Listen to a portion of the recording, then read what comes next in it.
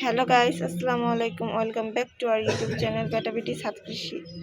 আজকে আপনাদেরকে আমি দেখাচ্ছি আমাদের গাছের পুদিনা পাতা।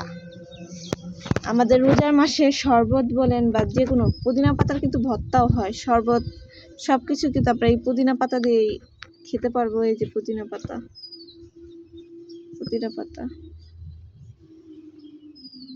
দেখতে পারতেছেন পুদিনা পাতা। এগুলো দিয়ে কিন্তু শরবত না ভর্তা, তারপরে বিভিন্ন আইটেম খাওয়া যায়।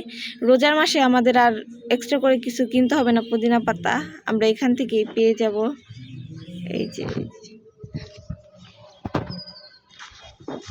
আমাদের ছাদ কৃষিতে এটাই শুধু পুদিনার চারা, এর আশেপাশে অন্য কোনো পুদিনার চারা নেই। আমরা একটি গাছে বুনছি, আপনারা দেখতে পাচ্ছেন এখানে কত হয়েছে।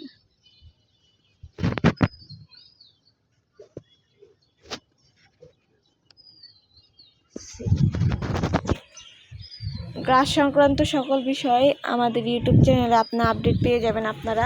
এর জন্য আমাদের ইউটিউব চ্যানেলকে লাইক, কমেন্ট, শেয়ার, সাবস্ক্রাইব করতে ভুলবেন না এবং নেক্সট ভিডিওর জন্য অপেক্ষা করুন।